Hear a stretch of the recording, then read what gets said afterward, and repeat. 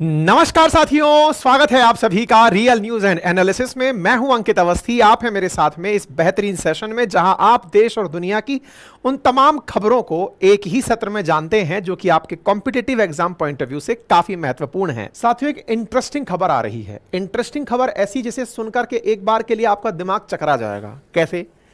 देखिए, आप में से बहुत सारे लोग दुनिया भर में कीटाणु, जीवाणु, बीमारी, इन सब के बारे में जानते हैं। आप जानते हैं कि अगर कोई व्यक्ति बीमार है तो कोई ना कोई उसके लिए कारक जिम्मेदार है। वायरस जिम्मेदार हो सकता है, बैक्टीरिया, फंगस, प्रोटोजोआ, कोई ना कोई ऐसी चीज है जो कि किसी व्यक्ति को बीमार करने के पीछे जिम्मेदार है। कोई माइक्रोब है जिसने बीमार किया है।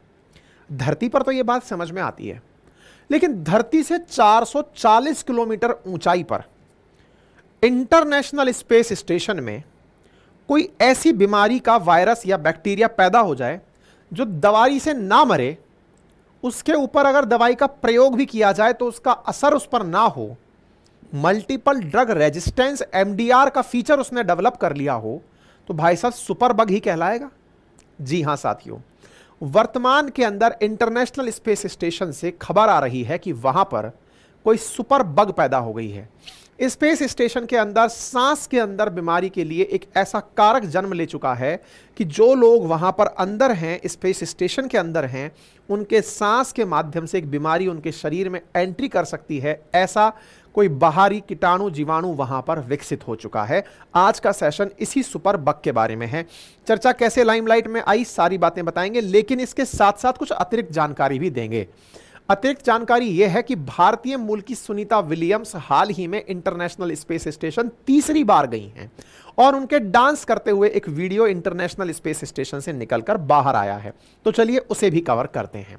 साथियों, इंटरनेशनल स्पेस स्टेशन के अंदर भारत की तरफ से तो नहीं है, नासा की तरफ से है, लेकिन भारतीय मूल की सुनीता विलियम्स इस बार स्पेस में तीसरी बार पहुंची हैं और स्पेस बग की सूचना बाहर आती है। तो देखिए, Sunita Williams in space, danger loom as respiratory system infection space bug. Space bug यानी कि जब सुनीता विलियम्स यहां पहुंची हैं तो यहां पर स्पेस बग डिटेक्ट हुआ है, यानी कि पता चला है कि इसमें स्पेस के अंदर कोई ना कोई बीमारी है जो कि इंटरनेशनल स्पेस स्टेशन में डेवलप हो गई है। ठीक है, इस पूरी कहानी को विस्तार से जानते हैं। देखिए क्या हुआ, हाल ही में बोइंग कंपनी के द्वारा नासा के कहने पर अपनी एक फ्लाइट के माध्यम से एस्ट्रोनॉट्स को 440 किलोमीटर ऊंचाई पर भिजवाया गया, जिनमें सुनीता विलियम्स भी थी और साथ में बच विलमोर नाम के व्यक्ति भी इनके साथ में इंटरनेशनल स्पेस स्टेशन पर गए। चलिए पहले एक टेक्निकलिटी को समझते हैं, उसके बाद में हम समझेंगे इस बात को डिटेल में। देखो, आपको ना मैं थोड़ा सा एक तस्वीर दिखाता हूं, फिर मैं लौटा कर लाऊंगा। एक सेकंड रुकिए, आजा भाई।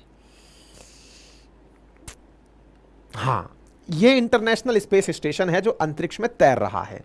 और कोई ढंग की फोटो हो तो इसे देखिए। चलिए, ये अपनी अर्थ है। इस अर्थ से 400 किलोमीटर की ऊंचाई पर, 440 किलोमीटर लगभग बताते हैं, ये कोई कई हजार किलो का एक सिस्टम है जो तैर रहा है, अंतरिक्ष में तैर रहा है, धरती के चारों तरफ 90 मिनट के आसपास चक्कर लगा लेता है। इसका नाम है space station, international space station. दुनिया की 5 बड़ी agencies, solar agencies, space agencies ने मिलकर इसका निर्माण 90s में किया था। 98 के अराउंड बन के तैयार हुआ था। इसमें 5 बड़ी स्पेस एजेंसीज ने काम किया था। कौन सी ने काम किया था? तो यूएसए की तरफ से इसमें जो काम करने वाली थी उसका नाम था नासा। अच्छा, यूएसए की तो नासा हो गई।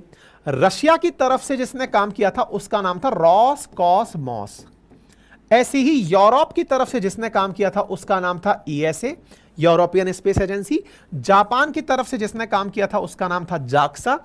और ऐसे ही कनाडा की तरफ से जिसने काम किया था उसका नाम था सीएसए, यानी कनाडा स्पेस एजेंसी। चलिए, इनके बारे में हम क्यों जान रहे हैं, इसके पीछे का कारण बताता हूं। बड़ी इंटरेस्टिंग स्टोरी है जो आज के सेशन में काम आने वाली है। होता यह था कि नासा जो है ना, ये काफी डेवलप्ड कंट्री रहा है, डेवलप्ड कंट्री का स्पेस स्टेशन, स्पेस एजेंसी रहा है। लेकिन रशिया का भी रॉसकॉसमॉस कम नहीं था। कम नहीं था का मतलब क्या है, उसको समझते हैं। इन 5 नेशंस ने मिलकर, या 5 प्रकार की एजेंसीज ने मिलकर अंतरिक्ष में एक ऐसा तैरता हुआ 3 BHK घर बना दिया जिसमें लगभग 8 लोग एनी टाइम रह सकते हैं। लेकिन इन 8 लोगों को धरती से लेकर कौन जाएगा? और सोचने वाली बात यह है कि यह तो बहुत तेजी से चल रहा है, पूरी धरती का चक्कर 90 मिनट में काट दे रहा है, तो तेजी सोचो कितनी तेज होगी। तो यहां पर किसी को उतारेगा कैसे? और तो और यहां उतारना, और सोचकर यह देखिए कि 440 किलोमीटर पर ना तो ऑक्सीजन है, कोई भी इस प्रकार का इवन ग्रेविटी नहीं है, तो किसी व्यक्ति को उतारेगा कैसे? और कौन उतारेगा? भाई आप कहेंगे कि साहब हमने तो मिसाइल चला दी, मिसाइल पर आदमी बिठा दिया और पहुंचा दिया कि जाओ उस पर लटक जाना। ऐसा हो नहीं सकता क्योंकि ग्रेविटी नहीं है, तो आप पकड़ोगे क्या? ऐसी स्थिति में सबसे बड़ा सवाल यह बनता है कि यहां पर इंसान को भेजा कैसे जाए। इंसान को भेजने के लिए यहां से रॉकेट्स भेजे जाते थे। रॉकेट्स में सबसे ज्यादा जो रॉकेट यूज में आए वो रॉसकॉस्मॉस यानी रशिया वालों के यूज में आए, और रशिया का जो रॉकेट लेकर जाता था उसका नाम हुआ करता था सोयूज। अब ऐसे समझिए कि नासा द्वारा अगर एस्ट्रोनॉट्स को अंतरिक्ष स्टेशन में भेजा जा रहा है तो जो रॉकेट काम में लिया जाता था वो रशिया वालों का हुआ करता था, जिसका नाम सोयूज हुआ करता था। सोयूज में ये लोग बैठाकर भेजा करते थे। लंबे समय से ऐसा काम चल रहा था, मतलब ये समझिए कि 10-20 साल से तो ये काम चल ही रहा है कि सोयूज ही लेकर के लोगों को जाता था, एस्ट्रोनॉट इनके और सोयूज रशिया वालों का लेकर के पहुंच जाता था।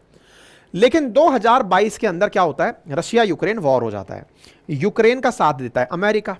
अमेरिका और रशिया आमने सामने आ जाते हैं, दोनों के रिश्ते खराब होते हैं। खराब होते हैं तो अमेरिका और रशिया के बीच बढ़ती तल्खी का असर इंटरनेशनल स्पेस स्टेशन को भी देखने को मिलता है।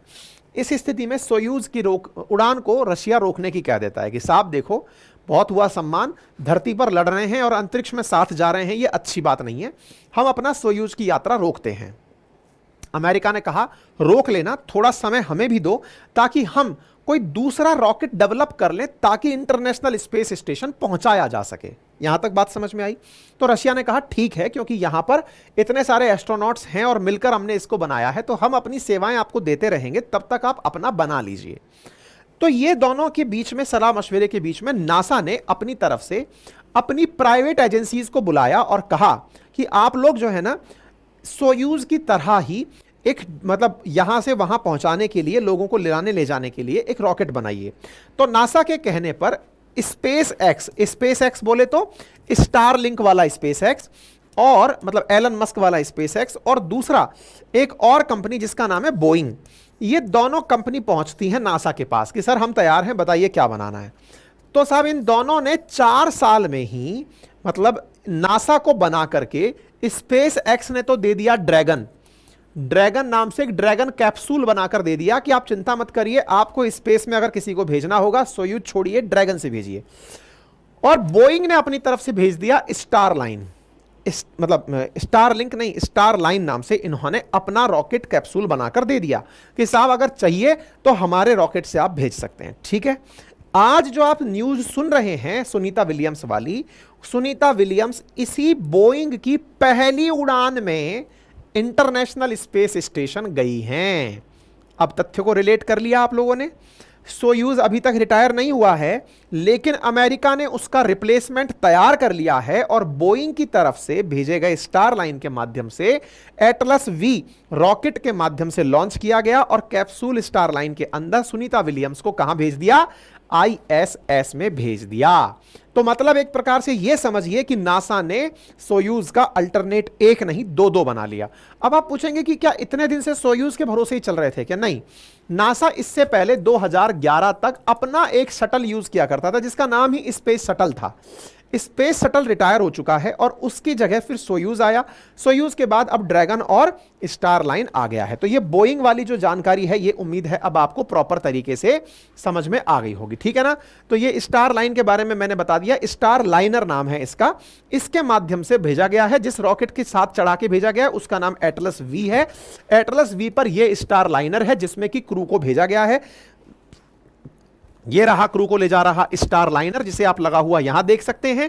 यहां पर जो धक्का देने के लिए काम में आया है इसका नाम एटलस वी है। इसके अंदर सुनीता विलियम्स और बैठ करके इंटरनेशनल स्पेस स्टेशन पहुंची हैं। तो अलायंस एटलस वी के माध्यम से लॉन्च किया गया है और ये इसकी लॉन्चिंग की कुछ तस्वीरें हैं जिनको आप यहां पर देख सकते हैं। ठीक है साहब, तो उम्मीद है कि ये सारी बातें। कौन कौन गए हैं? तो विल्मोर गए हैं जो ऑलरेडी 178 डेज अंतरिक्ष में रह चुके हैं, और सुनीता गई हैं जो 322 दिन ऑलरेडी अंतरिक्ष में रह चुकी हैं। ये इनकी कुछ तस्वीरें हैं जिन्हें आप देख रहे हैं जाते हुए। ठीक है साहब, इससे पहले कौन जाता था? सोयूज जाता था। तो ये कंटेंट यहां तक क्लियर हो गया, कोई दिक्कत तो नहीं है? चलिए, तो ये मैंने समझा दिया। आगे की तरफ और क्या समझाना है? ये बता दिया। इंटरनेशनल स्पेस स्टेशन में पहुंचे हैं। 28,000 किलोमीटर प्रति घंटे की रफ्तार से स्पेस सेंटर जो है ना वो घूमता है और पृथ्वी के 24 घंटे के अंदर 16 चक्कर पूरी तरह से काट लेता है। इतनी स्पीड के साथ चलता है। तो सुनीता विलियम्स जो हैं वो यहां पर पहुंचती हैं और पहुंच करके उनका एक वीडियो वायरल होता है जिसमें कि वो अंदर एंट्री करके डांस करती हुई दिखाई दे रही हैं। मतलब इस तरह से खुश होते हुए यहां पर जब पहुंची है इंटरनेशनल स्पेस स्टेशन में तो उनकी तस्वीर काफी ज्यादा सोशल मीडिया पर साझा की जा रही है। स्टार लाइनर से पहुंची हैं, बोइंग का पहला एयरक्राफ्ट है जो लेकर के गया है, तो ये अपने आप में खुशी की चीज है।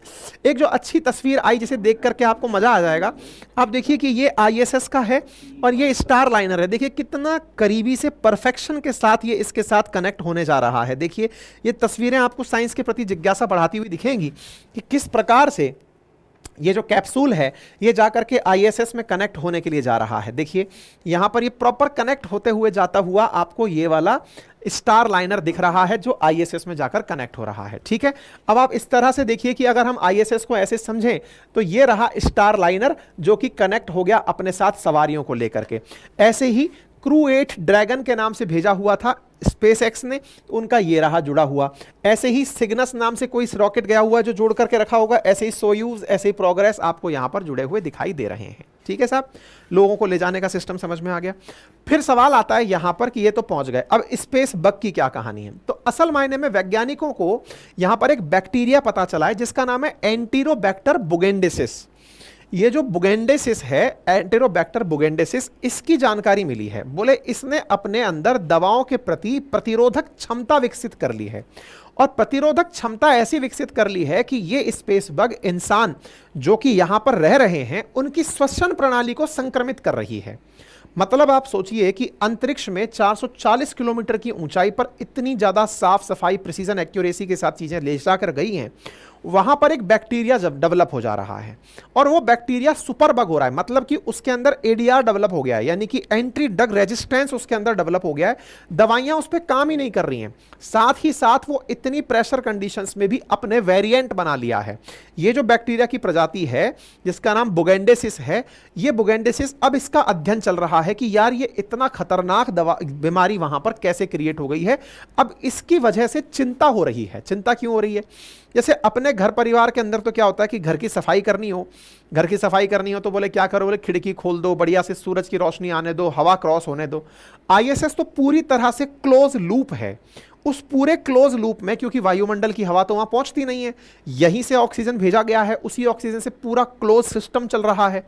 तो उस सुपर बग का ट्रीटमेंट कैसे किया जाए जिस पर दवाइयों का असर बंद हो गया, ये एक वैज्ञानिकों की बड़ी चिंता बन गया, एक नई चिंता है वैज्ञानिकों के लिए। दूसरा, वहां पर इतने सारे लोग ऑलरेडी रह रहे हैं। जैसे कोरोना जब आया था तो वो सांस के थ्रू फैलने वाली बीमारी थी, हालांकि वो वायरस था, लेकिन ये जो बुगेंडेसिस है, ये बैक्टीरिया है, ये भी सांस के थ्रू फैल रहा है। तो अगर ऐसी स्थिति में स्पेसक्राफ्ट के अंदर गए हुए जो हमारे वैज्ञानिक हैं, उन्हें अगर ये बीमारी होती है तो ये अपने आप में एक बहुत बड़ी चिंता का विषय बनेगा।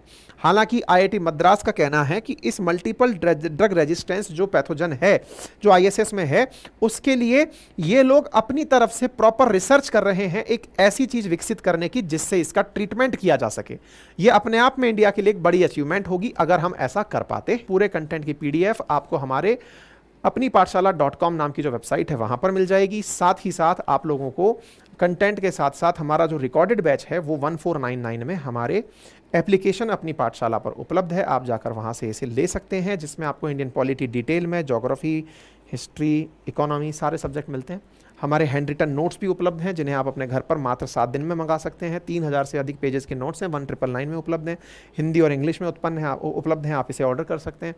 बस फिलहाल के लिए इतना ही, धन्यवाद।